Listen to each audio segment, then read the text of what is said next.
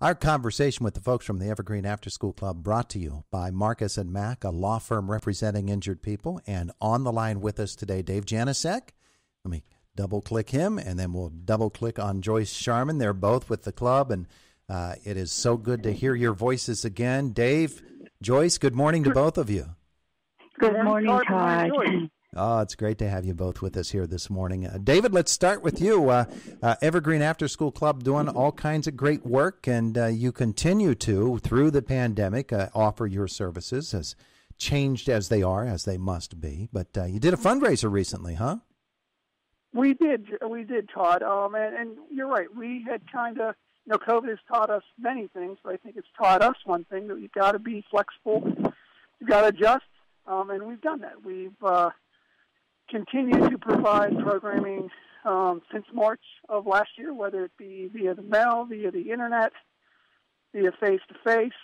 So we've changed. One thing that we also had to change up was, the CDC and the Department of Health said we couldn't kiss a pig this year. Oh. So we decided that this would be the first year that we would try a year-end mailing fundraisers. So Joyce Sharman, who heads up our fundraising committee, kind of came up with the idea to throw a little something special into the fundraising for anyone that had donated over the last, say, a month or so. We're eligible to win a prize that we'll be giving away today, a $350 gift certificate for the Omni Bedford Springs Resort, which I may add is it does not expire. So, whoever wins this today can use it in increments, use it all at once. They've got until it's down to zero to use. So it's not one of those gifts that you got to hurry up and use in a year, especially when I'm not sure what the next year is going to bring. So yeah. That's where we are today. Yeah, well, terrific. And Joyce, I know that you're probably heartbroken that there was no pig kissing going on this year, but you had to buck up there, didn't you?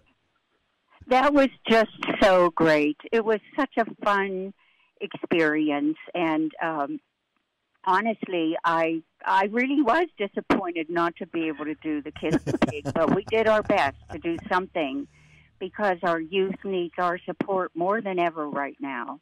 Well, that's something to focus upon during this segment, because both you and Dave know how important it is that kids have that extra support, especially kids that might struggle a bit in school, and that's where Evergreen steps right in, isn't it? Yes, it is. Yes, it is. And, it's a difficult time for everyone, but can you imagine being a young person right now and having this to face? It must be frightening, and it's difficult for us, so I can't imagine for them, and that's why we're trying so hard to do as much as we can for them. Absolutely. And we're going to make the drawing here in just a second. Dave dropped off the envelope of names here to me. And so exciting, so exciting. I actually... Springs Resort is magnificent. Yeah, I know. It's going to be a special, special trip. I accidentally dropped somebody named Joe out of the envelope a little bit earlier this morning, but we picked him up and put him back in, unbruised. Well, then I hope Joe wins. No, we're playing no favorites here. Joe's in there, and I'm just, you can hear me here just shuffling my hand through before I actually select a ticket. Dave, the excitement is building, isn't it? Dave, are you there? I'm still here. Yes, I'm sorry. Okay. I was waiting in anticipation. I know you're mixing. I thought maybe you'd have some assistance, a drum roll, but I want to, before you pull that, I do want to thank WCCS and everyone else that had donated. WCCS has always supported Evergreen to get the word out when things are going on. This is just another example. Mm-hmm. Being able to draw this drawing live adds a little bit extra excitement to it. We will let the winner know if they're not listening today, but I did want to make sure that we extended that thank you. It does take, it's a support of a lot of people. But also, when we're out in that community, I just wanted to make one point that, Joyce made a good point of how it helps our members, but again, it also helps the parents that are, trying to get back to work, trying to get back to the normalcy that, here there is a program for their children. It also helps the administration and the school districts. this is a breakaway from what they're learning, what children are learning during the day, and it supplements that. So it's a win-win all the way around. So it's something that we couldn't do it without all the support. And this really does make a difference. This money makes up for where the federal grants leave off. We actually did want to make a quick point before we get to the drawing. Mm-hmm. We had just finished up our audit. We do a yearly audit, and the auditors, when we were reviewing for the board, and it was brought to the attention that of the money raised or the money that we receive from the federal government, Evergreen After School puts 86% toward programming. Mm-hmm. That's about 10% higher than what the average programming throughout the United States. So whenever you give to Evergreen, whenever federal money comes in, we're not using it on stuff that doesn't go directly to benefit the children, benefit the districts, and benefit the parents. Yeah, and that's very important. It's important for public confidence to know that what they're giving is being used for the purpose for which they're giving it. Absolutely. All right, so you want me to do this? Well, you're the one. You have the names. I got it. Hopefully, with all they're legible. we're ready to go. So Joyce is ready. I'm ready. I'm excited. All right, my hand is in the envelope. I now have a ticket in my hand. I'm going to withdraw it from the envelope and take a look at it. And you're right, Dave. I hope I can read this. Oh, it's really easy. Really easy. The winners, Chuck and Regan Hauser. Chuck and Regan Hauser. Congratulations from Indiana. Yeah, and I haven't looked at the other names other than Joe, who fell out a little bit earlier this morning. But the people who have given obviously are very special to you, and the fact that that I'm sure that a lot of them are business owners who recognize as well how important it is to support these kids, especially at this time. So businesses do get behind Evergreen After School Club, don't they? They do. We did have a couple of recent donations, businesses and organizations. Even we've had a couple of faith organizations send in checks to year-end donations that were brought to them via their congregation. But we recently had a donation from Miller Manufacturing and Homer Center that was unsolicited.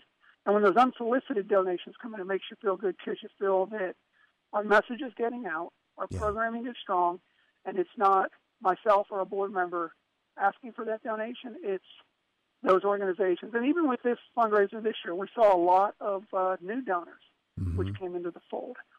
So again, to have someone to say, I want to support without being asked first, I think that's a little extra special. Yeah. Joyce, did as you put this all together and you started reaching out to people, I'm assuming it didn't take a whole lot of arm twisting to get folks to give, did it?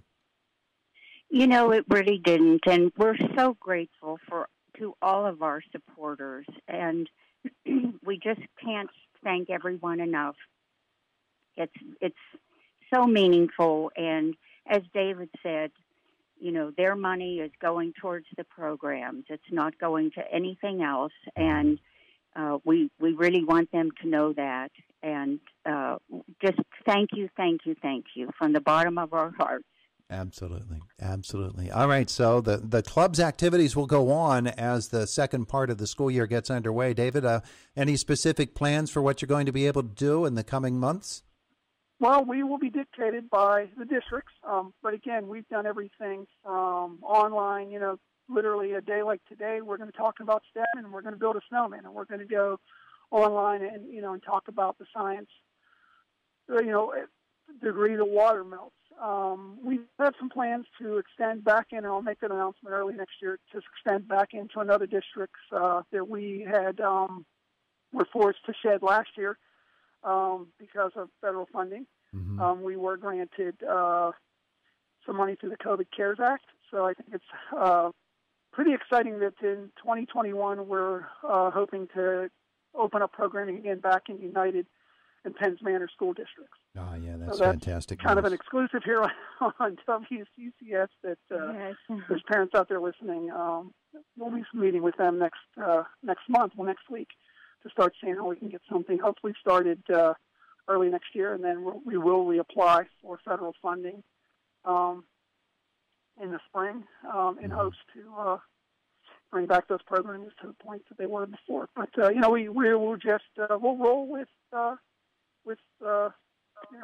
what happens in the outside world to provide our programming. Absolutely, and you said something there that I think is pretty important for folks to understand, that the instruction and the various types of learning models in many cases are teacher led, and for them to embrace the program really speaks to how effective the program actually is. It is, Todd. We've got to work hand in hand. We've all, it's a partnership. It's a partnership, through this whole COVID-19. Again, if we're handing out thank yous, I can't, as an administrator, thank the districts enough. With everything else that they were dealing with, Evergreen, was right there written into their safety plans during the meetings, whenever they decide to reopen, or we get the call a little bit earlier whenever they say, hey, look, we're going to virtual, so it's not something we're finding out that morning. So it takes, to move an operation this size, it takes, everyone's, to make it an easy lift, and the administrators, the superintendents, the teachers, our staff. It's just, been a 2020 that hopefully has put us much more in a better place whenever we hit, hopefully 2021, and things become back to what it used to be like prior to March 14th of 2020. Yeah, absolutely. David Janusek, Joyce Sharman, thank you so much for visiting with us. New Year to you both. Thank you, Todd. Happy New Year to you, you, and hopefully the next time we'll see each other in person. Oh, that's a good plan, Lots of Joyce. hope for that. Always look forward to seeing Joyce in person. It's so much fun. Thanks both. Have a great day today. Thank you. Happy New Year.